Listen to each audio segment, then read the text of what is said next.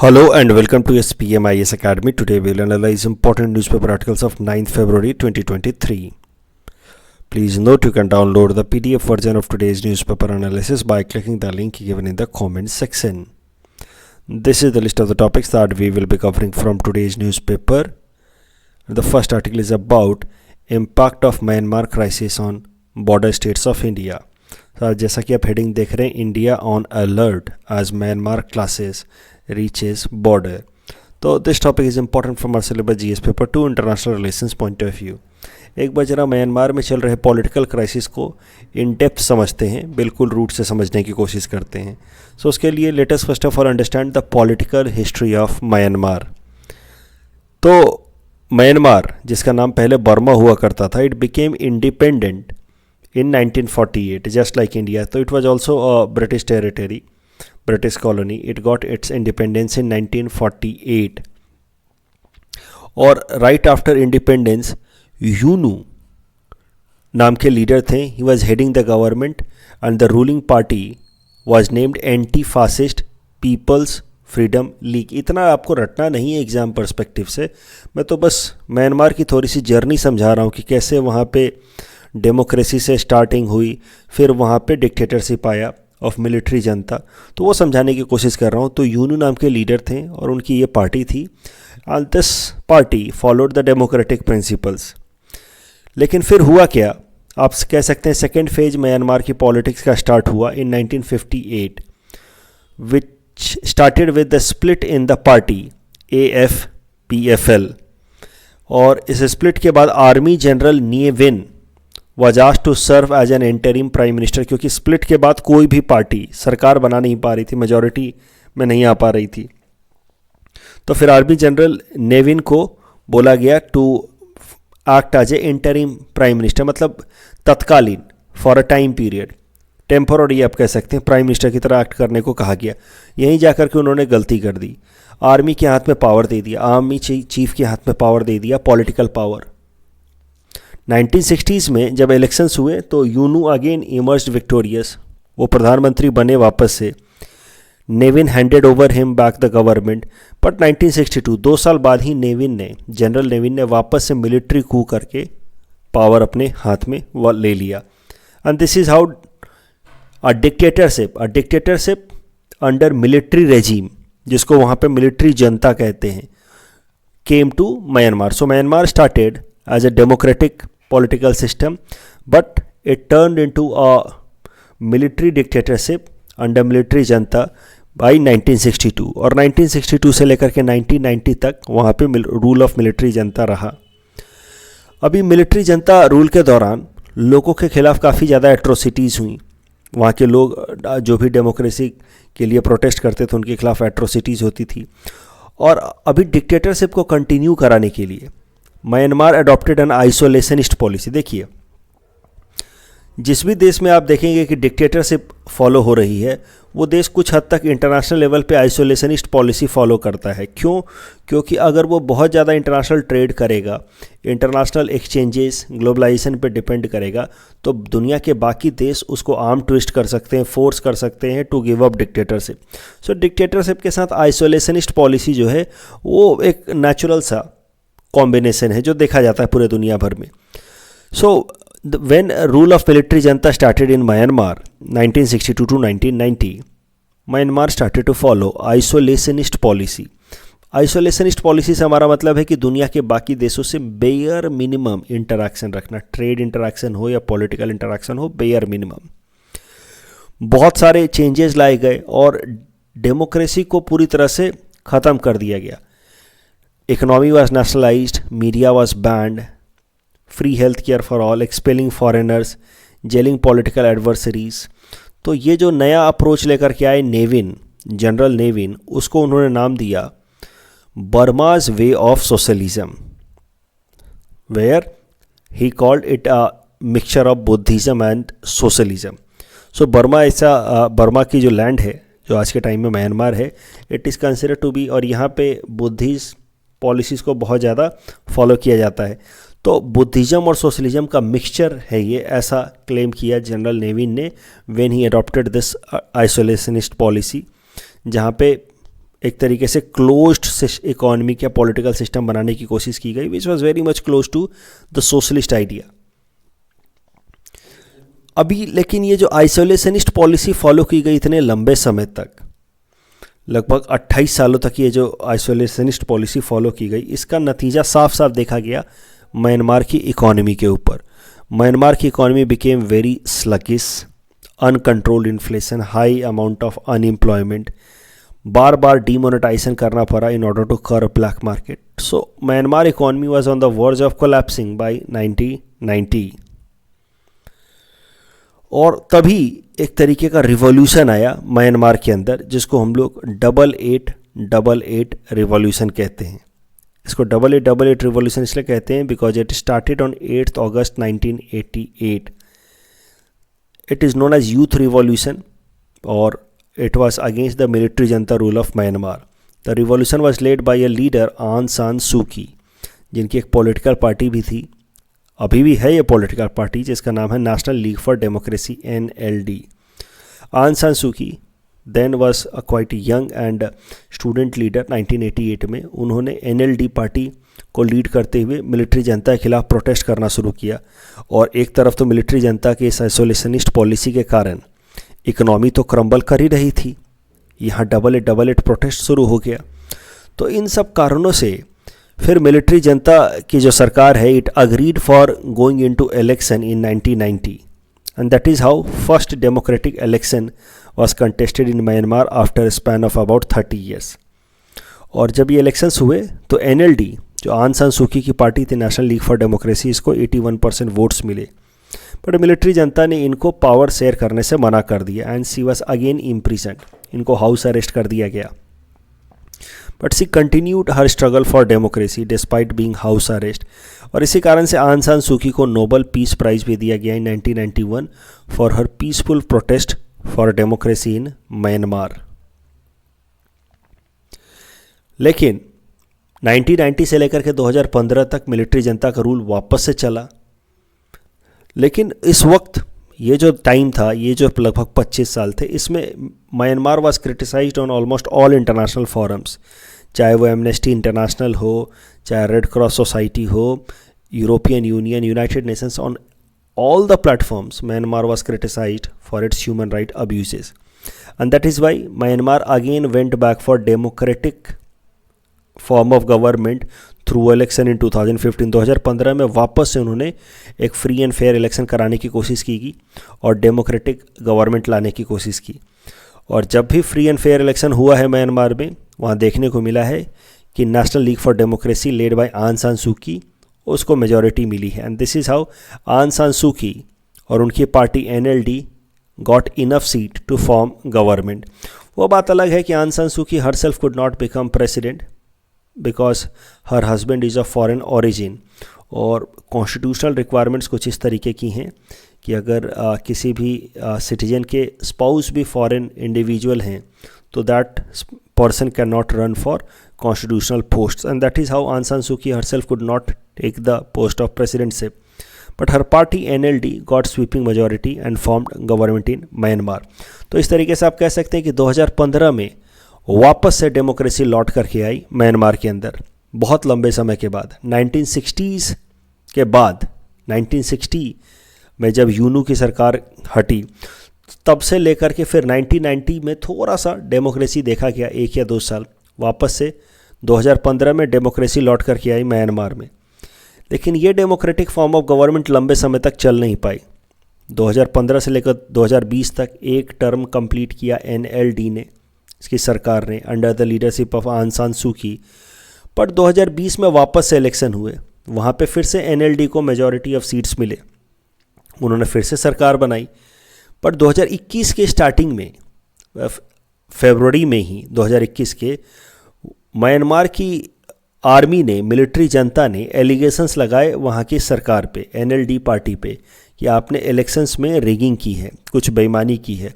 और इसके बाद आंग सान सू की को अरेस्ट कर लिया गया, NLD की सरकार को हटा दिया गया and army again took power in its own hand. तो military junta came to power again in Myanmar.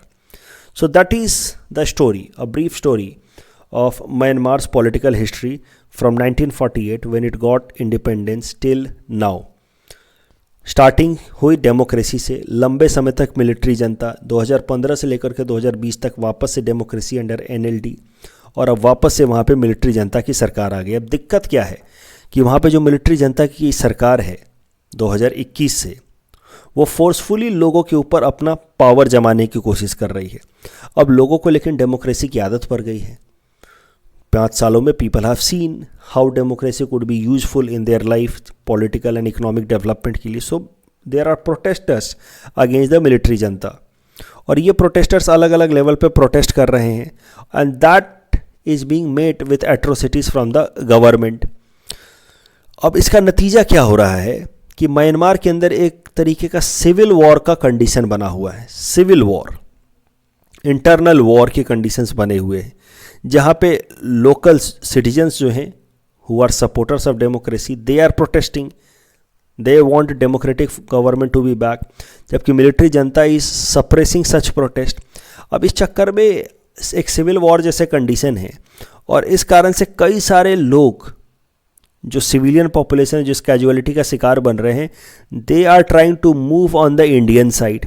इस कारण से इंडिया के अंदर जो इन्फ्लक्स है, इलीगल इन्फ्लक्स रेफ्यूजीज़ का, वो बढ़ता जा रहा है, specially in the border states like Mizoram, Manipur and Nagaland. अब ये जो सिचुएशन है, इसको आप कंपेयर कर सकते हैं 1971 के ईस्ट पाकिस्तान वाले सिचुएशन से, which later on got converted into Bangladesh. वहाँ पे भी इस तरीके की इंटरनल कन्फ्लिक्ट या सिविल वॉर के कारण इंडिया को रेफ्यूजी क्राइसिस फेस करना पड़ा, जिसके बाद इंडिया को इतना मेजर इंटरवेंशन करना पड़ा ईस्ट पाकिस्तान में, और उसको इंडिपेंडेंट करा के बांग्लादेश बनाना पड़ा।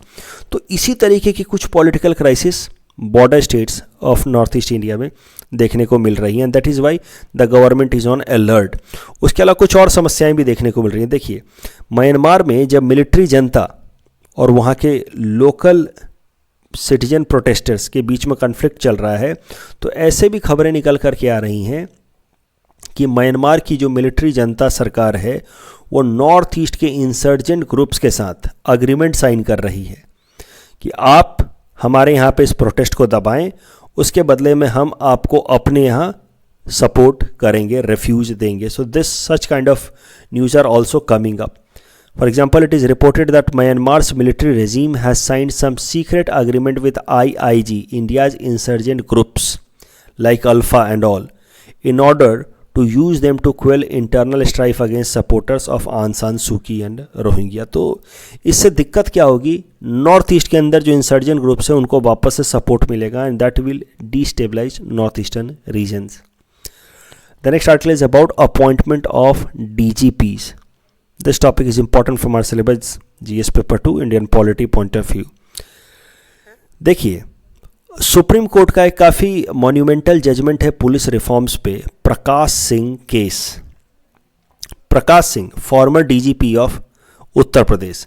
प्रकाश सिंह साहब ने सुप्रीम कोर्ट में एक पिटीशन फाइल करते हुए ये कहा था कि अगर पुलिस को पॉलिटिकल इंटरफेरेंस से बचा लिया जाए तो पुलिस काफ़ी इफेक्टिव तरीके से काम कर सकती है, और इसीलिए उन्होंने एक पिटीशन फाइल किया सुप्रीम कोर्ट में कि सुप्रीम कोर्ट को इस डायरेक्शन में ऑर्डर रिलीज करना चाहिए हर एक स्टेट गवर्नमेंट्स को कि पुलिस को इंडिपेंडेंट और ऑटोनोमस तरीके से काम करने दिया जाए. तो प्रकाश सिंह साहब ने अपने तरफ से इनिशिएटिव्स लिए पुलिस ऑटोनॉमी के लिए.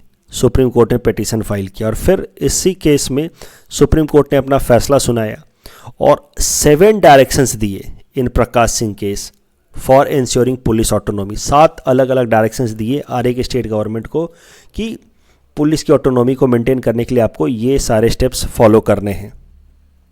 Constitute a state security commission, fix 2-year tenure for DGP, 2-year term for SPs and SHOs, separate investigation and law and order functions, set up public police establishment board, set up police complaint authorities at state and district level and set up national security commission at centre level. ये सारे directions दिए. उसमें से आज हम चर्चा करने वाले इस दूसरे वाला डायरेक्शन पे, fixing 2-year tenure for DGP. ये डायरेक्शन दिया था सुप्रीम कोर्ट ने अलग अलग स्टेट गवर्नमेंट्स को वाइल अपॉइंटमेंट ऑफ DGP. उसके अलावा उन्होंने और भी कहा था, सुप्रीम कोर्ट ने कहा था कि the states must ensure that the DGP is appointed through a merit based transparent process and secure minimum 2 years of tenure. लेकिन ये जो डायरेक्शंस दिए थे सुप्रीम कोर्ट ने मेरिट बेस्ड ट्रांसपेरेंट प्रोसेस का, that should be followed while choosing and appointment of DGP, ये कई सारे स्टेट्स फॉलो नहीं कर रहे थे। फॉर एग्जांपल, सुप्रीम कोर्ट के कहने पे भारत सरकार ने एक एफिडेविट सबमिट किया था सुप्रीम कोर्ट के अंदर 2018 में, जिसके मदद से ये पता चला कि only 5 out of 29 states in India are actually following the directives of the Supreme Court in Prakash Singh case. ज़्यादातर स्टेट्स में डीजीपी उन्हीं पुलिस ऑफिसर्स को बनाया जा रहा है जिनके संबंध स्टेट गवर्नमेंट से काफ़ी अच्छे हैं। Transparent process for appointment of DGP उसको फॉलो नहीं किया जा रहा है। ये बात है 2018 की। प्रकाश सिंह केस में डायरेक्टिव्स दिया सुप्रीम कोर्ट ने 2006 में कि आपको मेरिट को चुनना है और उसके लिए आपको ट्रांसपेरेंट प्रोसेस रखना होगा। उस 2006 के डायरेक्शंस को ज़्यादातर स्टेट्स ने फॉलो नहीं किया, सिर्फ 5 स्टेट्स ने जेन्युइन तरीके से फॉलो किया 29 स्टेट्स में से। तो फिर ये बात है 2018 की। तो फिर सुप्रीम कोर्ट ने 2018 में नए डायरेक्टिव्स ले डाउन किए for appointment of DGP. Supreme court ने कहा कि अब स्टेट गवर्नमेंट्स अकेले डीजीपी को अपॉइंट अपने लेवल पे नहीं कर सकते। स्टेट गवर्नमेंट्स को प्रोबेबल लिस्ट ऑफ कैंडिडेट्स भेजना होगा यूपीएससी को।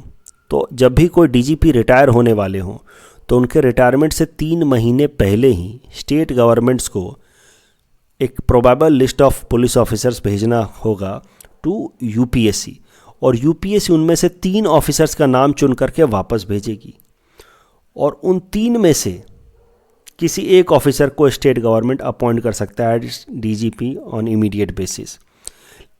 कोशिश करेगी यूपीएससी की ऐसे कैंडिडेट को चुना जाए जिसका मिनिमम 2 साल का टर्म बचा हो। अदरवाइज फिर होगा क्या कि वो कैंडिडेट बीच में ही रिटायर हो जाएगा।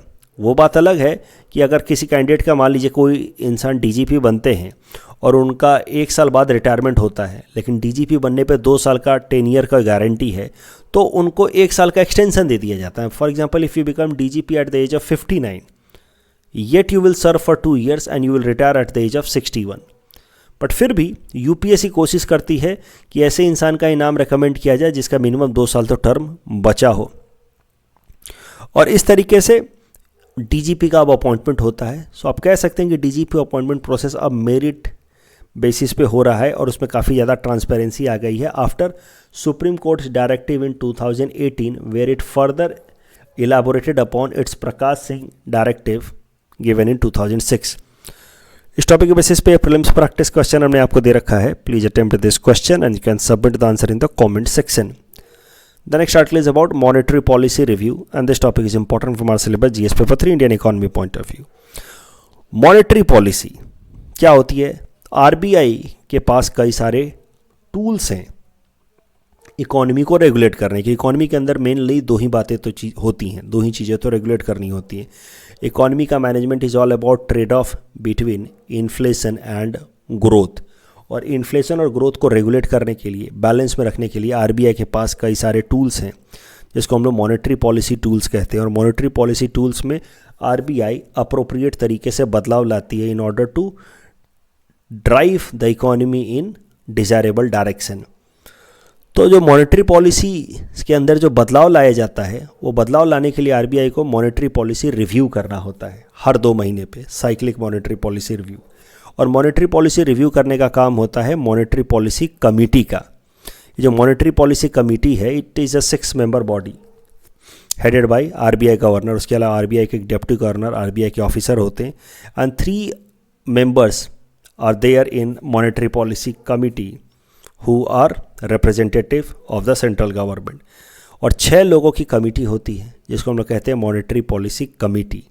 ये कमेटी 2-2 महीने पे मीटिंग करती है और मॉनेटरी पॉलिसी टूल्स में अप्रोप्रिएट तरीके से बदलाव लाती है। इसी को कहा जाता है monetary policy review.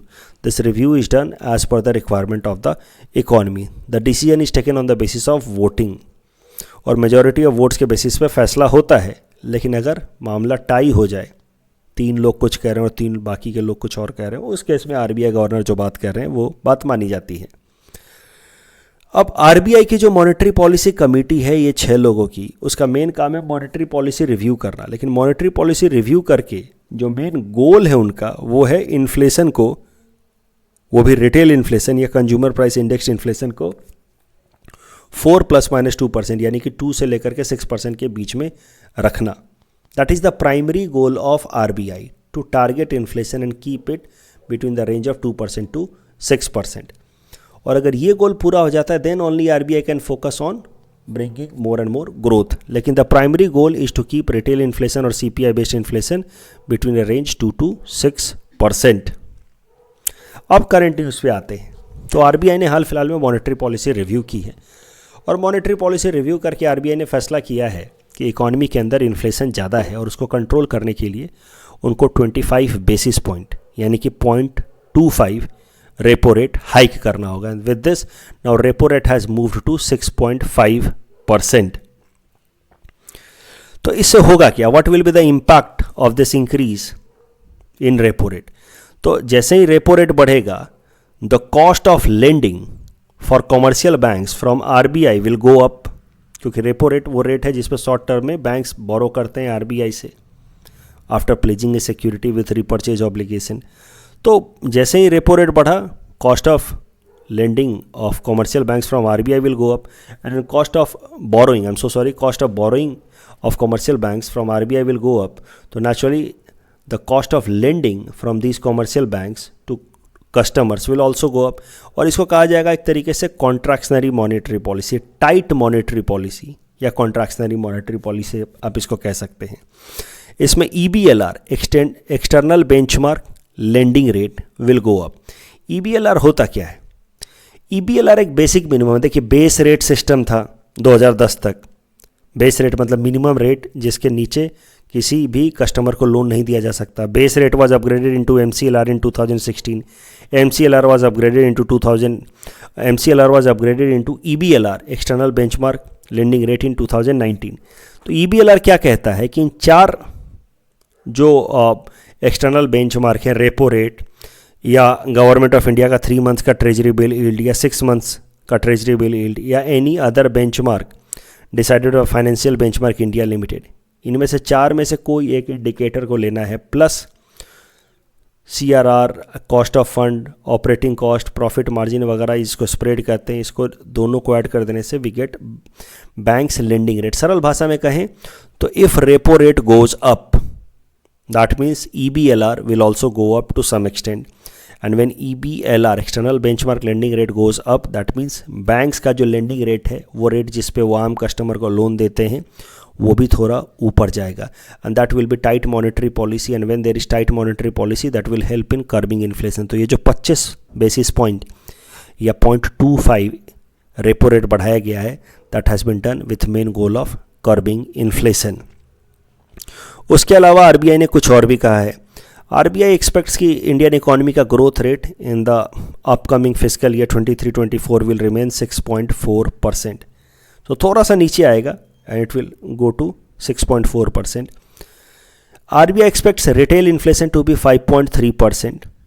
But main concern है कि जो कोर इन्फ्लेशन है that is hovering around 6%. Core inflation is overall inflation में से अगर आप फूड और फ्यूल के इन्फ्लेशन को हटा दें तो होता है कोर इन्फ्लेशन. और कोर इन्फ्लेशन 6% के आसपास का होने का मतलब है कि the inflation is little bit you may say resilient and it is going to be difficult for RBI in coming months to control it. क्योंकि फूड या फ्यूल इन्फ्लेशन को तो आप फिर भी कंट्रोल कर सकते हैं, वो जल्दी जल्दी फ्लक्चुएट होता है.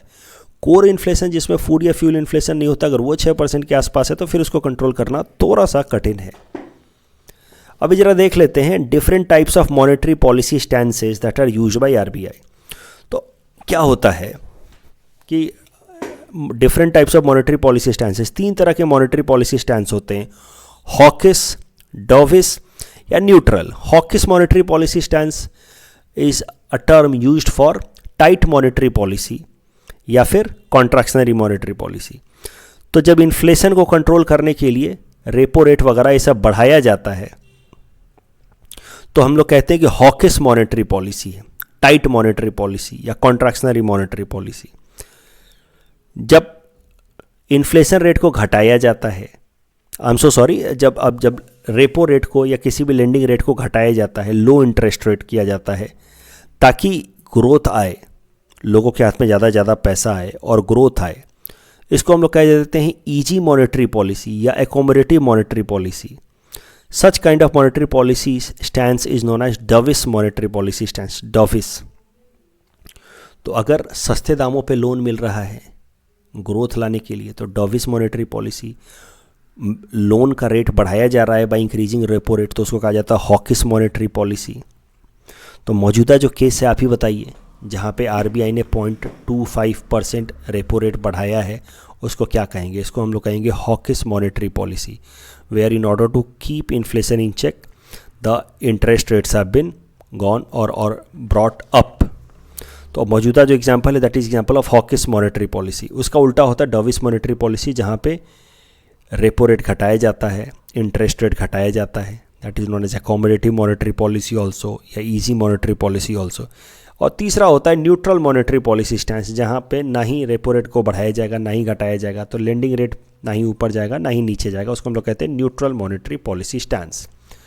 इस टॉपिक के बेसिस पे प्रीलिम्स प्रैक्टिस क्वेश्चन हमने आपको दे रखा है, please attempt this question and you can submit the answer in the comment section. The next article is about bio hybrid robots and this topic is important from our syllabus GS paper 3 science and technology point of view। Bio hybrid robots होते क्या हैं? ये ऐसे robot हैं या ऐसे mechanical systems हैं जिसमें थोड़े बहुत बायोटिक कंपोनेंट यानी कि लिविंग एंटिटीज़ का भी कुछ कंपोनेंट ऐड कर दिया जाता है, जिससे उनका ओवरऑल कैपेसिटी बढ़ जाता है। So some biological components are used that provides dexterity, adaptability and energy efficiency.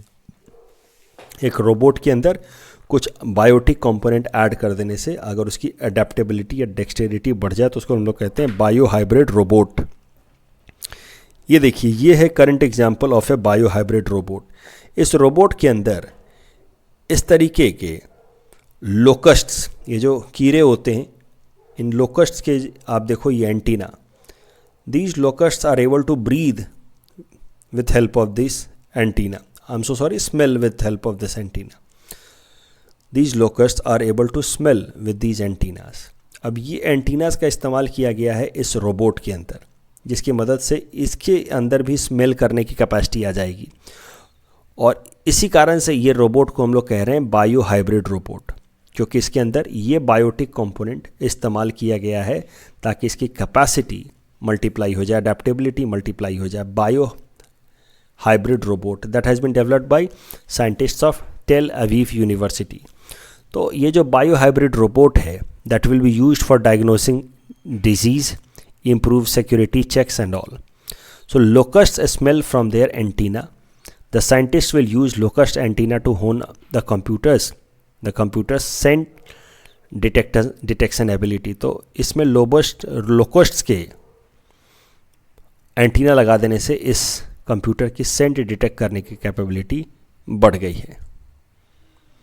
कल जो हमने आपको प्रैक्टिस क्वेश्चन दिया था उसका आंसर देख लेते। Currently citizens can choose from 6 religions, this is right, but Bihar legislative assembly नहीं, Jharkhand legislative assembly passed a resolution to give Sarna code as separate religion status. So correct answer is option A.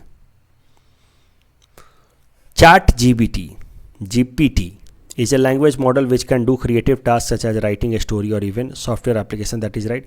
The accuracy of ChatGPT or any language model cannot be measured through standard techniques. ये गलत है। Accuracy could be measured through standard technique. रोग technique है जिससे ChatGPT जैसे language के accuracy को check किया जा सकता है। The conversational bot has been developed by Global Partnership on Artificial Intelligence. This is also wrong because it has been developed by OpenAI, Artificial Intelligence, OpenAI. So correct answer is option D, one only. Which of the following is not an objective of Wildlife Protection Act? Answer is consolidating laws related to forest. इसके लिए अलग से कानून है, forest act of 1927, forest act of 1980. So correct answer would be option C. That's all.